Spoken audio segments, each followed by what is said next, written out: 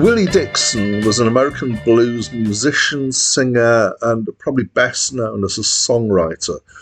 In 1939, he founded a band called the Five Breezes, but in 1951, he started to work full-time for Chess Records, who were a big player in the blues market, as a producer and a songwriter and a session musician, particularly bass, but also guitar.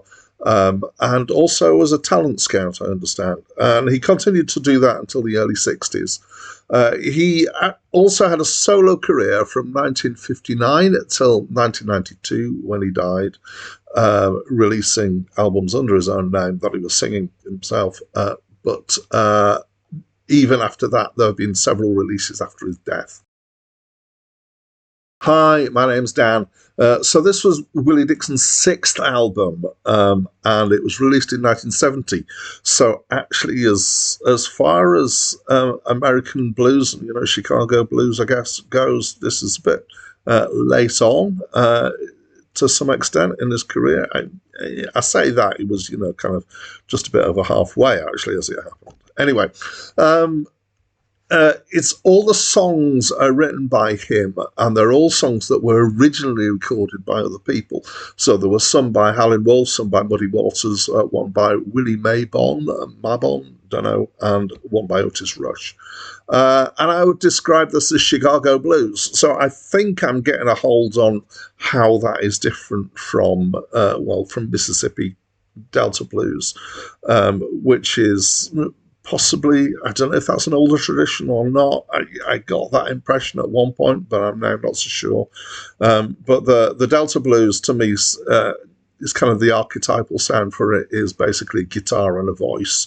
There might be a couple of instruments, but it's quite stripped back. Whereas the Chicago blues is kind of similar, in that it's blues, but it tends to be with more of a full band. So you've got drums and bass and guitar and other things in there as well. So it's got a kind of feel of moving towards what will become rock or that kind of style of band. I think the archetypal sound for me for Chicago blues is the Blues Brothers album, the Blues Brothers movie, and the stuff the Blues Brothers did. Sometimes called they call it rhythm and blues, and I think that kind of is connected with the Chicago blues. I'm not sure about all the subtle distinctions here. Anyway, let's move on back to this album.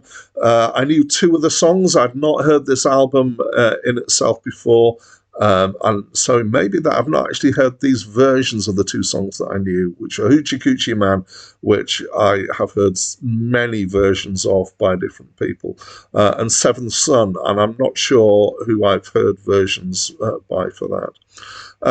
One of the songs, Spoonful, I'm attracted by the name because I like spoons, but I'm not really sure what it's about.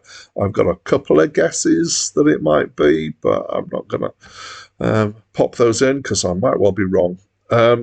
Overall, the whole thing I think is nicely done. It's got a nice feel to it. I do like blues generally. It's less guitar focused than some blues is. Willie Dixon himself is playing bass. I particularly like some of the piano work, and there's kind of like honky-tonk piano sound. So, yeah, that's nice. And there's, at the end of Hoochie Coochie Man, I think it is, there's a nice section that's just bass and piano, and it's a really nice kind of stripped-back feel to that. Generally, I'd say there's not a lot of the real spine-tingly moments that you get with some blues, I guess.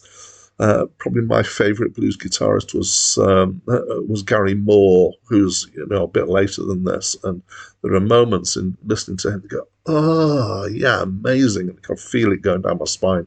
So it's not that strong, but it's still a pretty good vibe and good blues. And added to that, I have respect for these songs. There's some. The two songs that I know I definitely like, and the rest of the songs, yeah, there's some good songs here. There's interesting stuff. It's not just all the cliched things that you might expect. There's some interesting takes on stuff here. So I enjoyed it. It was a nice album, and I'd love to know what you think. So please tell me in the comments. That's it from me for now. It could be a spoonful of coffee. It could be a spoonful of tea.